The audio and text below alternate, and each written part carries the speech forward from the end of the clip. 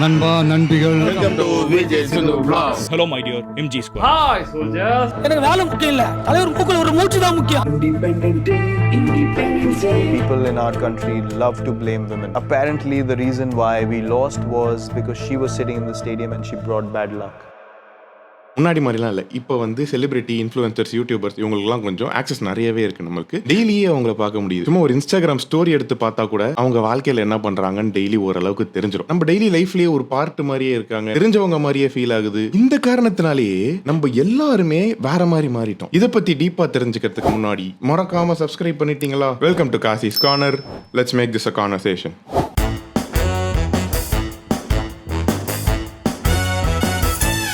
இன்னைக்கு நம்ம என்ன டிஸ்கஸ் பண்ண போறோம்னா பாராசோஷியல் ரிலேஷன்ஷிப்ஸ். அதாவது ஆடியன்ஸுக்கும் ஸ்க்ரீன்ல ஒரு பர்சனாலிட்டி பார்க்குறோம்ல, அவங்களுக்கும் ஒரு இமோஷனல் பாண்ட் ஒன் சைடடா ஃபார்ம் ஆகுதுல்ல இந்த சைட்ல இருந்து, அதுதான் பாராசோஷியல் ரிலேஷன்ஷிப். இது வந்து ஒரு ஆக்டர் கூட ஃபார்ம் ஆகலாம், இன்ஃப்ளூயன்சர் கூட ஃபார்ம் ஆகலாம், யூடியூபரோட ஃபார்ம் ஆகலாம், இல்லை ஸ்போர்ட்ஸ் பிளேயர் கூட ஃபார்ம் ஆகலாம். நம்ம எல்லாருக்குமே விஜய் அண்ணா இல்லையா? இமேஜினரியா ஸ்க்ரீன்ல மட்டுமே பார்த்து வளர்ந்த ஒரு அண்ணா. 1956ல 2 சைக்காலஜிஸ்ட், டானல் ஹார்டன், ஆர் ரிச்சர்ட்ஸ், இவங்க 2 பேரும் இந்த மேட்டர் ஒன்று இருக்குன்னு தெரிஞ்சுட்டு தான் இந்த வேர்டை ஒன்று காயின் பண்ணாங்க, பாராசோஷியல் ரிலேஷன்ஷிப். இப்போ டிவி பார்க்கும்போது அந்த கேரக்டரோட ஒரு க்ளோஸ் ஃபீலிங் ஒன்று டெவலப் பண்ணுவோம்ல. என்னதான் கற்பனையாக இருந்தாலும் அது எக்ஸ்பீரியன்ஸ் பண்ணும்போது ஒரு கோணத்தில் ஏதோ இருக்கிற மாதிரியே இருக்கும் ஒரு க்ளோஸ்னஸ். இந்த மாதிரி ஒரு பேஸ் இருக்கும்போது யாரோட நமக்கு அந்த மாதிரி ரிலேஷன்ஷிப் ஃபார்ம் ஆயிருக்கோ, அவங்களோட கஷ்டமோ, அவங்களோட சாதனையோ, அவங்களோட ஃபீலிங்ஸோ ஏதோ சொந்த நம்மளோட ஃபீலிங்ஸ் மாதிரியே இருக்கும். இப்போ எப்படி இருக்கு நம்மளை சுற்றி? நம்ம டிவி, ஃபோன்ல இருந்து இந்த மாதிரி பர்சனாலிட்டிஸை அடிக்கடி கன்சியூம் பண்ணிக்கிட்டே இருக்கோம்ல. நிறைய டைம் ஆன்லைனில் ஸ்பெண்ட் பண்ணும்போது அடிக்கடி அவங்க மூஞ்ச பார்த்துக்கிட்டே இருக்கும்ல. முன்னாடி அந்த அளவுக்குலாம் ஆக்சஸ் கிடையாது. அடிக்கடி ஃபோன் எடுத்தாலே அவங்க மூஞ்ச பார்க்குற அளவுக்குலாம் ஆக்சஸ் கிடையாது. இந்த மாதிரி டைமில் கொஞ்சம் கூடவே இருக்கிற மாதிரியே இருக்கும், அதுவும் நம்ம கிட்ட பேசுகிற மாதிரியே இருக்குது டேரெக்டா. அந்த மாதிரி இருக்கும்போது ஒன் சைடட் ரிலேஷன்ஷிப் ஃபார்ம் பண்ணுறது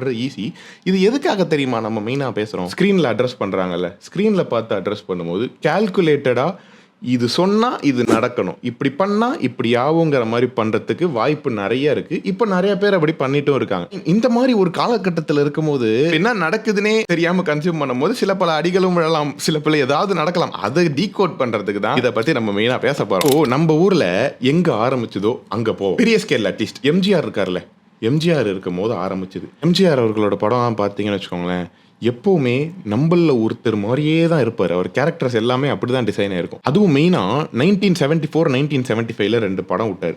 இதயக்கனி, நேற்று இன்று நாளைன்னு 2 படம் வந்து பாமர மக்களோடைய வாழ்ந்து அவங்கள கஷ்டத்தை புரிஞ்சுக்கிட்டு இந்த மாதிரி சொத்து எழுதி வைக்கிறது, இல்லைனா போலீஸ் ஆஃபீஸராக நடிச்சுட்டு ரொம்ப கைண்டான போலீஸ் ஆஃபீஸர், நாட்டுக்கு சேவை செய்யறது, இந்த மாதிரி கேரக்டர்ஸ்லாம் ஸ்பெசிஃபிக்காக அந்த 2 வருஷத்தில் பண்ணார். இந்த இடத்துல என்ன ஆகுது, எம்ஜிஆர் வந்து ரொம்ப ரிலேட்டபுளான ஒரு கேரக்டராக இருக்கிறதுனாலையும் நம்மள ரொம்ப புரிஞ்சவர், தெரிஞ்சவர், வீட்டில் ஒருத்தர் மாதிரி இருந்ததுனால அவரோட பாராசோஷியல் ரிலேஷன்ஷிப் மாதிரி ஃபார்ம் ஆயிருச்சு. பார்க்குற ஆடியன்ஸ்க்குலாம், முக்கியமாக எம்ஜிஆர் ஃபேன்ஸுக்கெல்லாம் அந்த ரிலேஷன்ஷிப் இன்னமும் டைட்டன் ஆயிருச்சு. 1977ல எலெக்ஷன் வேற நிற்க போறாருல, எலெக்ஷன் நின்னாரு. இவர் அப்படியே எலெக்ஷன் வந்து நிற்கும் போது இது சம பெரிய அட்வான்டேஜா இருந்து எலெக்ஷன் வின்னும் பண்ணிட்டாரு. இது வந்து ஒரு செட் ஆஃப் பாப்புலேஷன் வந்து ஸ்க்ரீனில் அந்த பாராசோஷியல் ரிலேஷன்ஷிப் இருந்ததுனாலே, அந்த பாண்ட் இருந்ததுனாலே ஓட்டு போட்டவங்க. நான் எனக்கு தெரிஞ்சு என் ரிலேட்டிவ்ஸோ எனக்கு முதியோர்கள் எல்லாருமே நிறைய பேர் எம்ஜிஆருக்கு போட்டவங்க அப்படிதான் போட்டிருந்தாங்க. அதுக்கப்புறம் தான் இந்த மீடியா டு பாலிடிக்ஸ் டிரான்சிஷன் கொஞ்சம் நிறைய வர ஆரம்பிச்சது. ரீசெண்டாக கூட இந்த வர்ச்சுவல் வாரியர்ஸ்னு அட்ரஸ் பண்ணியிருப்பார்ல சோஷியல் மீடியா ஃபேன்ஸ் எல்லாம், விஜய் அதை பார்த்துருப்பீங்க. அதில் என்ன பண்ணியிருப்பாரு, ஃப்ரண்ட் கேமராவில் பார்த்து டைரக்டாக நம்ம கிட்ட அட்ரஸ் பண்ணுற மாதிரி பேசியிருப்பாரு, சோஷியல் மீடியாவில் விட்டுருப்பாரு. வர்ச்சுவல் வாரியர்ஸ் அப்படிதான் உங்க எல்லாரையுமே நான் கூப்பிடணும்னு ஆசைப்படுறேன். பிடிச்சிருக்கு தானே? இது பண்ணும்போது என்ன ஆகும், டைரக்டாக நம்மளுக்கு ஒரு ரெக்வஸ்ட் பிளேஸ் பண்ணுற மாதிரி, நம்மளுக்கு தெரிஞ்ச ஒருத்தரோ, நம்மளுக்கு அண்ணாவா இருக்கிறவரோ, அந்த மாதிரி இருக்கிறவர் வந்து டைரக்டாக நம்ம கிட்ட கேட்கும் போது நம்மளுக்கு இமோஷனலி பண்ணி ஆகணுங்கிற மாதிரி தோணும். அதுவும் முக்கியமாக விஜய், சோஷியல் மீடியா விஜய் ஃபேன்ஸுக்கெல்லாம் கண்டிப்பாக தோணிருக்கும். என்ன ரெக்வஸ்ட் பண்ணியிருப்பாரு டைரக்டாக ஃபேன்ஸ் கிட்ட, இன்னும் கொஞ்சம் பாலிடிக்ஸ் பற்றி பேசுறதுக்கு, பாலிடிக்ஸ் பற்றி டிஸ்கஸ் பண்ணுறதுக்கு, அந்த மாதிரி பாலிடிக்ஸ் டிபேட்ஸ் அந்த மாதிரி என்கேஜ் பண்ணுறதுக்கு ரெக்வஸ்ட் மாதிரி பண்ணியிருப்பாரு. அதுக்கப்புறம் டு அன் எக்ஸ்டென்ட் டிவிக்கே தான் சோஷியல் மீடியாவை ஓரளவுக்கு டாமினேட்டே பண்ணிக்கிட்டு இருக்கு, ட்விட்டர்லையோ இன்ஸ்டாகிராம்லையோ ரெண்டுத்துலையுமே. இப்போ டேரெக்டாக ஐ டு ஐ பேசும்போது பர்சனலாக ரெக்வஸ்ட் பண்ணுற மாதிரி இருக்குன்னு சொன்னல, இதே மாதிரி கான்செப்ட் தான் யூடியூப் பிளாக்ஸ்லையும் சரி, இன்ஸ்டாகிராம் ஸ்டோரிஸ்லையும் சரி, ரெண்டுத்துலையுமே அதே மாதிரி தான் இருக்கும். நான் பேசும்போது கூட நிறைய தடவை டேரெக்டாக அட்ரஸ் பண்ணியிருப்பேன். அட்லீஸ்ட் ஒரு 1% ஆடியன்ஸ்க்காச்சு ஏதோ நான் ரொம்ப தெரிஞ்சவன் மாதிரியோ, டெய்லி லைஃப்பில் ஒரு பார்ட் மாதிரியோ அந்த மாதிரி இருக்கல. இப்போ வந்து விஜய் சித்துக்கெல்லாம் இவ்வளோ க்ளோஸாக, ஸ்ட்ராங்காக இவ்வளோ பாண்ட்ஸ் இருக்குது. அந்த டீமே குடும்பத்தில் ஒரு பார்ட்டோ, நம்ம ஃப்ரெண்ட்ஸ் கேங்கில் ஒரு பார்ட்டோ, அந்த மாதிரி ரிலேட்டபிளான ஒரு டீமாக தானே இருக்கும். இப்போ கிரியேட்டர்ஸ் ஜென்ரலாகவே நினச்சா இதோட எக்ஸ்ட்ரா சில ஸ்ட்ராட்டஜிஸ் ஆட் பண்ணால் பாராசோஷியல் ரிலேஷன்ஷிப் இன்னும் ஸ்ட்ராங்காக பில்ட் பண்ண முடியும். ப்ரொஃபஸர் வில்மான் வந்து ஃபின்லாண்டில் இந்த பிஸ்னஸ் எக்கனாமிக்ஸ் யூனிவர்சிட்டி ஒன்றத்தில் ப்ரொஃபஸராக இருந்தவங்க வந்து அவங்க என்ன சொல்கிறாங்க, இப்போது டேரெக்டாக பேசிக்கிட்டே இருக்கும் போது டேரெக்டாக அட்ரஸ் பண்ணும்போதே இந்த சப்ஸ்கிரைபோ லைக்கோ காமெண்ட்டோங்கிற மாதிரி கேட்டாங்கன்னு வச்சுக்கோங்களேன். இந்த மாதிரி பண்ணும்போது அது ஆடியன்ஸ் பண்ணுறதுக்கு சான்சஸ் இன்னும் கொஞ்சம் அதிகம். ஏன்னா டேரெக்டாக பர்சனலாக ரெக்வஸ்ட் பண்ணுற மாதிரி இருக்குல்ல. இது வந்து நிறைய யூடியூபர்ஸ் பண்ணுவாங்க. ஏன்னா லைக்கும் காமெண்ட்டும் வந்தால் தான் யூடியூபு புஷ் பண்ணும், ஃபீடுக்கே புஷ் பண்ணும். அப்படி இல்லைனா புஷ் பண்ணாது. ஃபீடுக்கு புஷ் பண்ணலன்னா யாருக்கும் தெரியவே தெரியாது. அதனால இதை வந்து ஆல்மோஸ்ட் நிறைய பேர் பண்ணி தான் தீருவாங்க. இன்னொன்று என்ன பண்ணலாம், இந்த கம்யூனிட்டிக்கெலாம் பேர் வைக்கலாம். இந்த எம்ஜி ஸ்குவாடு, ஹலோ சோல்ஜர்ஸ், இந்த மாதிரி கம்யூனிட்டிக்கு பேர் வச்சோன்னா அந்த கம்யூனிட்டியாக ஸ்ட்ராங்காக ஒரு பாண்டு ஃபீல் பண்ணுற மாதிரி இருக்கும். இங்கே தான் பிலாங் ஆகிறோங்கிற மாதிரி ஃபீலிங் வரும். ஆடியன்ஸ் வந்து அவங்களுக்குள்ளேயே என்கேஜ் பண்ணிப்பாங்க. இந்த மாதிரி பண்ண என்கேஜ்மெண்ட் நிறைய வருதுல்ல. என்கேஜ்மெண்ட் வந்தால் தான் கிரியேட்டருக்கு க்ரோத் இருக்கும். இது வந்து சில பேர் வந்து ஆடியன்ஸுக்கு ஜெனுவினாகவே ஒரு ஸ்பேஸ் கிரியேட் பண்ணி அவங்களுக்கு ஒரு கம்யூனிட்டி கிரியேட் பண்ணி தரணும், அவங்க வந்து ஜாலியாக பேசிட்டு ஜாலியாக டிஸ்கஸ் பண்ணிட்டு கொஞ்சம் அந்த ஸ்பேஸில் ஜாலியாக இருக்கணுங்கிறதுக்காக பண்ணுவாங்க. ஆனால் நிறைய பேர் வந்து இது அவங்களோட பர்சனல் பெனிஃபிட்டுக்காக க்ரோத்துக்காக மட்டும்தான் பண்ணுவாங்க. யூடியூப்லேயே இந்த மெம்பர்ஷிப் ஜாயின் பண்ணுறதுன்னு ஒரு ப்ரோக்ராம் இருக்கும். அந்த மெம்பர்ஷிப் ஜாயின் பண்ணுற ப்ரோக்ராமில் 5 விஷயம் என்ன இருக்குன்னு நோட்டீஸ் பண்ணிங்கன்னா, ஃபஸ்ட் என்ன இருக்குது, ஷோ யுவர் சப்போர்ட், அந்த கிரியேட்டருக்கு சப்போர்ட் காட்டுங்கன்னு இருக்கு. செகண்ட் என்ன இருக்குது, எக்ஸ்க்ளூசிவாக மெம்பர்ஸுக்கு மட்டும் வீடியோஸ் வரும், ஸ்ட்ரீம்ஸ் வரும், அந்த கிரியேட்டருக்கு உங்களுக்கு மட்டும் கிடைக்கிற யூனிக்கான பர்க்ஸ் உங்களுக்கு மட்டும் சில இது கிடைக்கும். மூணாவது என்ன, கிரியேட்டரோட இன்னர் சர்க்கிளில் ஜாயின் பண்ணுங்க. நாலாவது என்ன, இது உள்ளே இருந்தீங்கன்னா சேனல் மெம்பர்ஸை வந்து ரெக்கக்னைஸ் ஆகிற சான்ஸ் நிறையா இருக்குது. மற்றவங்களுக்கோ அந்த கிரியேட்டருக்கோ சரி, இப்படி ஒருத்தர் யூசர் நேம் இருக்குது அப்படின்னு ரெக்கக்னைஸ் ஆகும் பேசிக்கலி. அஞ்சாவது என்ன, லாயல்ட்டி பேட்ச் ஒன்று கொடுப்பாங்களாம். இந்த சின்ன வயசில் வந்து எனக்கு நிறைய ஃப்ரெண்ட்ஸ் இருக்கும். அப்போ எப்படி இருக்கும்னா, ஒருத்தன் வந்து நம்ம கிட்ட மட்டுமே சீக்ரெட் சொன்னான்னு வச்சுக்கோங்களேன், நம்மளுக்கு இவன் தாண்டா நம்ம பெஸ்ட் ஃப்ரெண்டு அந்த மாதிரி ஃபீல் ஆகும். மற்றவன் யார்கிட்டே சொல்லியிருக்க மாட்டான், நம்மளுக்கு மட்டும் எக்ஸ்க்ளூசிவாக சீக்ரெட்லாம் சொல்லியிருப்பான். அப்போ வந்து இவன் தாண்டா என் ஃப்ரெண்டுன்னு தோணும். இல்லை, பேசிக்கலி இதே கான்செப்ட் தான் இமேஜினரியாவோ ஆன்லைன்லேயோ, வேறு எதுவும் கிடையாது, ஒன்றும் கிடைக்காது இதில். அது வந்து ரியல் லைஃப்பில் இருக்கிற ஒரு கனெக்ஷன். இது வந்து ஒன் சைடடாக இமேஜினரியாக இருக்கிற ஒரு கனெக்ஷன். இன்னொரு வித்தியாசமும் இருக்குது. இதில் வந்து நீங்கள் கொஞ்சம் காசு கட்டினீங்கன்னா அது கிடைக்கும். சில செலிபிரிட்டிஸ்லாமும் பார்த்தீங்கன்னா டேரெக்டாகவே என்கேஜ் பண்ணுவாங்க சோஷியல் மீடியாவில். இப்போது அர்ஜுன் தாஸ் எடுத்துக்கிட்டிங்கன்னு வச்சுக்கோங்களேன், அடிக்கடி இன்ஸ்டாகிராமில் லைவ் போவார், ஆடியன்ஸ் கிட்ட பேசுவார். ட்விட்டரில் வந்து பார்த்தீங்கன்னா ரேண்டமாக யாருக்காவது டிஎம் பண்ணுறது, டிஎம்லாம் பண்ண மாட்டேன், ட்விட்டரில் வந்து ஏதாவது ஒரு அக்கௌண்ட்டை ட்வீட் பண்ணுறதோ, டேரெக்டாக அவங்க கிட்ட பேசுகிற மாதிரி பேசுகிறதோ, இந்த மாதிரி அவர்கிட்ட நம்மளுக்கு கொஞ்சம் ஆக்சஸ் இருக்குங்கிற மாதிரி தெரியப்படுத்துறது, அந்த மாதிரிலாம் நிறைய அர்ஜுன் தாஸ் பண்ணுவாரா. மால்விகா மோகன் என்ன பண்ணுவாங்கன்னா, Q&A அப்பப்போ நடத்துவாங்க. நீங்கள் கேளுங்க, நான் பதில் சொல்கிறேன், இல்லைனா ஹோம் டூர் காட்டுறேன்னு யூடியூப்பில் அதெல்லாம் காட்டுவாங்க. இந்த மாதிரி மால்விகா மோகனும் அவங்க ஒரு டாக்டிக் வச்சுருப்பாங்க. இந்த மாதிரி எக்ஸாம்பிள் தான் இவங்கலாம் சொல்கிறேன். இந்த மாதிரி நிறைய செலிபிரிட்டிஸ் நிறைய டாக்டிக்ஸ் வச்சுருப்பாங்க, வேறு டாக்டிக். யோசிச்சு பாருங்களேன், மானிட்டரி பெனிஃபிட்ஸாக யூடியூப் வீடியோ போட்டால் ஆலியா பட்டுக்கு என்ன கிடைக்க போகுது? ஒன்றும் கிடைக்காது. பாண்டு பில் பண்ணுறது தவிர வேறு எதுவுமே கிடைக்காது. ஸ்போர்ட்ஸ் ஃபேன்ஸ்லாம் நம்மள மாதிரி யாராவது இருக்கீங்களா? நம்மள மாதிரி ஆளுங்களுக்குலாம் பாராசோஷியல் ரிலேஷன்ஷிப் பில் பண்ணாமல் இருக்கிறது தான் ரேரு. டிவியில் ஒருத்தன் ஏதாவது கிச்சு பிடிக்க வரும்போது ஏதோ டிவியை பார்த்து பேசினா அவனுக்கு என்ன கேட்டுருமா? கேட்குற மாதிரியே பேசுவாள்.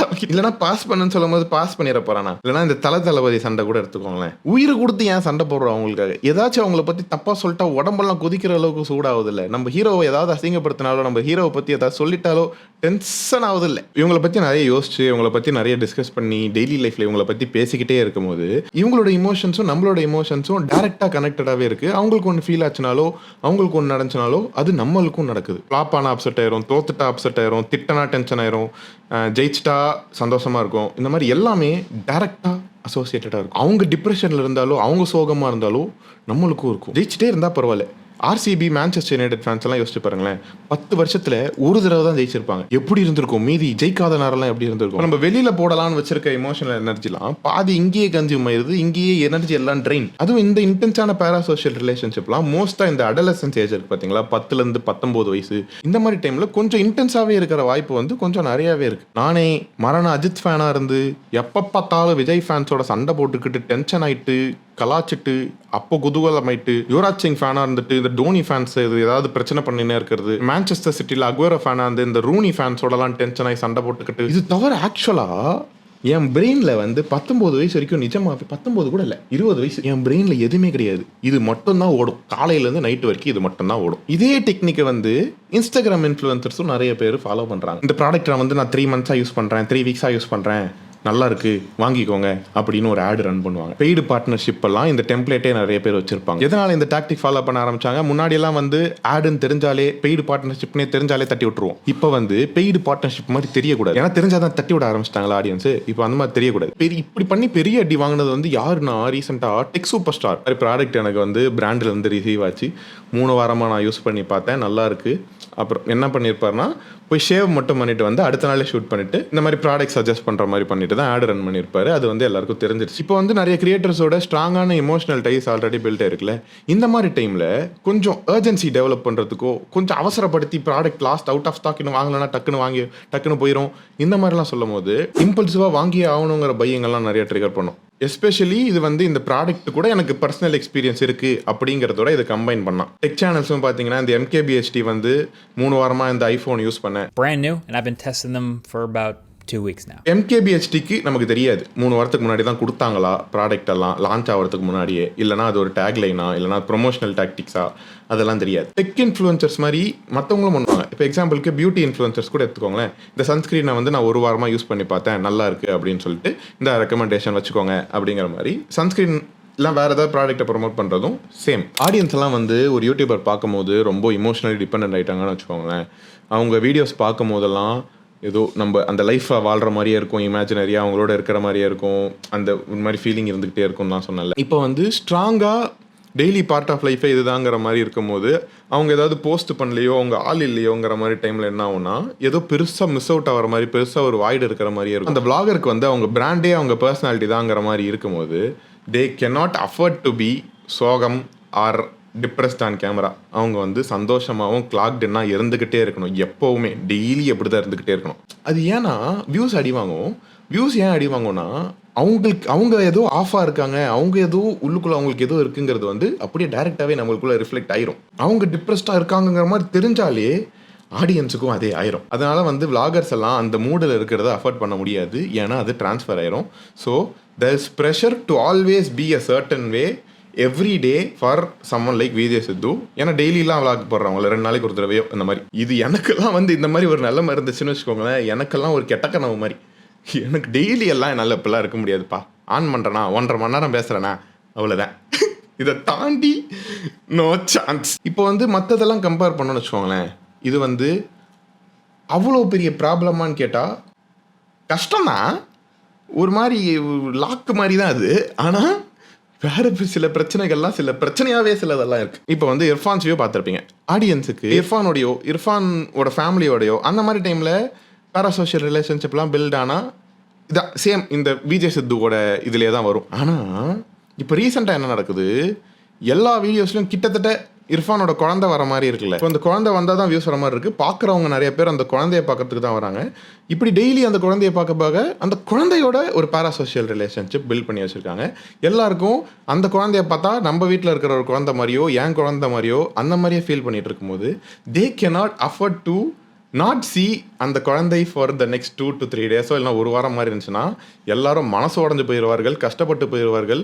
இர்ஃபானுக்கும் வியூஸ் டிப் ஆயிரும். அந்த மாதிரி ஏகப்பட்ட பிரச்சனைலாம் இருக்குது. ஏன்னா பழகியாச்சு, இந்த மாதிரி பேராசோஷியல் ரிலேஷன்ஷிப் இருந்து அந்த குழந்தையோட இருந்து பழகியாச்சு. இப்போ என்ன ஆகும், அந்த குழந்தை டெய்லி வந்தே ஆகணும். எத்தனை நாளைக்கு இது நீடிக்க போகுதுன்னு தெரியல, அந்த குழந்தை ஸ்க்ரீனில் வந்தே ஆகணும். இந்த பேராசோஷியல் ரிலேஷன்ஷிப்லாம் ரொம்ப ஸ்ட்ராங்காக இந்த நெகட்டிவ் சைடெல்லாம் போனது எப்போன்னு பார்த்தீங்கன்னா, விராட் கோலி அனுஷ்கா சர்மா ரிலேஷன்ஷிப் அப்போல்லாம் மேட்ச் ஆடிட்டு கல்யாணம் ஆயிடுச்சா அப்போது ஞாபகம் இல்லை. சரி, அதோ விராட் கோலி மேட்ச் ஆடும் போதெல்லாம் அனுஷ்கா சர்மா பார்க்க வருவாங்க. ஒரு டைமில் விராட் கோலியோட பேட் பேட்சில் என்ன ஆயிடுச்சு, விராட் கோலி அவுட் ஆகிட்டே இருப்பார் ஏர்லியாக. விராட் கோலி ஏர்லியாக அவுட் ஆகிட்டே இருந்ததுனால அனுஷ்கா வந்தது தான் காரணம், அனுஷ்கா தான் அன்லக்கி, எனக்கு தான் என் தலைவனுக்கு எது லக்கு எது அன்லக்கு எது கரெக்டு எல்லாம் தெரியும், அதனால அனுஷ்கா சர்மா இனிமேல் மேட்ச்சுக்கு வரக்கூடாது, வெளியே ஜாவ், அனுஷ்கா சர்மாவெல்லாம் என்னால் பார்க்க முடியாது, அனுஷ்கா சர்மா வந்து எனக்கு டென்ஷன் ஆகும், அதனால வந்து சோஷியல் மீடியாவில் போய் அனுஷ்கா சர்மாவை நாராக்கி இருப்பேன், கேவலப்படுத்துவேன், அசிங்கப்படுத்துவேன், வரவே கூடாது இனிமேதுங்கிற அளவுக்கு கேவலப்படுத்துவேன் என்று ஒரு பெரிய செக்ஷன் பண்ணி அனுஷ்கா சர்மாவை பயங்கரமாக துன்புறுத்திட்டார்கள்னு கூட வச்சுப்போமே. அந்த லெவலுக்கு பேராசோஷியல் ரிலேஷன்ஷிப் கோலி மேலே நிறைய பேர் வச்சிருக்க எப்போல்லாம் லைட்டாக தடுமாறுதோ அப்படியே எவ்வளோக்கு எவ்வளோ பாசிட்டிவ் ரியாக்ஷன் இருக்கோ, நெகட்டிவாக போகும்போது அவ்வளோக்கு எவ்வளோ நெகட்டிவ் ரியாக்ஷன் அவங்க மேலே செலுத்தப்படும். இவ்வளோ கஷ்டங்களையும் தாங்கி கொண்டு குழந்தை குட்டியெல்லாம் வேறு இருக்குது, எதுக்கு அவங்க தலையெழுத்த அதெல்லாம் கேப்பாப் இருக்குல்ல, பிடிஎஸ், பிளாக் பிங்க் தெரியாமலாம் இருந்திருக்காது, எல்லாருக்கும் தெரிஞ்சு வச்சிருக்கோம். இப்போ வரைக்கும் எல்லாருக்கும் ஆல்மோஸ்ட் எல்லாருக்கும் வரப்படுத்திட்டார்கள். இவங்க எல்லாருமே வந்து யூஸ்வலாக ஒரு மேனேஜ்மெண்ட் கம்பெனி கீழே இருப்பாங்க.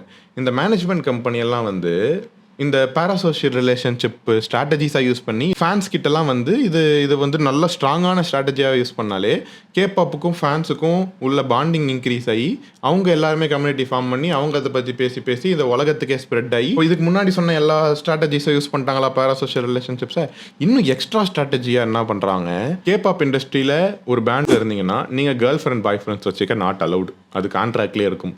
கல்யாணம் பண்ணிக்கிறது அந்த மேனேஜ்மெண்ட் கம்பெனி ஓகேன்னு சொன்னால் மட்டும்தான் நீங்கள் கல்யாணம் பண்ணிக்கணும், இல்லைனா கல்யாணமும் நாட் அலவுட். இது எதனால தெரியுமா இந்த கிளாஸே இருக்கு? சிங்கிளாக இருந்தால் பிஸ்னஸுக்கு நல்லது இல்லையா? ஏன்னா இப்போ கேபாப் பேண்டில் ஒருத்தங்க நம்ம பார்க்குறோம், ஒருத்தங்களுக்கு நம்ம ஃபேனாக இருக்கும், ஒருத்தங்களோட ரிலேஷன்ஷிப் இருக்குன்னா யூஸ்வலாக அவங்களோட க்ரஷ் இருக்கும். க்ரஷ் இருக்கும் போது அவங்களுக்கு ஒரு பார்ட்னர் இருக்குன்னு தெரிஞ்சாலோ, அவங்களுக்கு வேற ஒரு ரிலேஷன்ஷிப் யார் கூட இருக்குன்னு தெரிஞ்சாலோ அவங்களோட அந்த இமேஜினரி ரிலேஷன்ஷிப் அவ்வளோ ஈஸியாக ஃபீல் பண்ண முடியாது.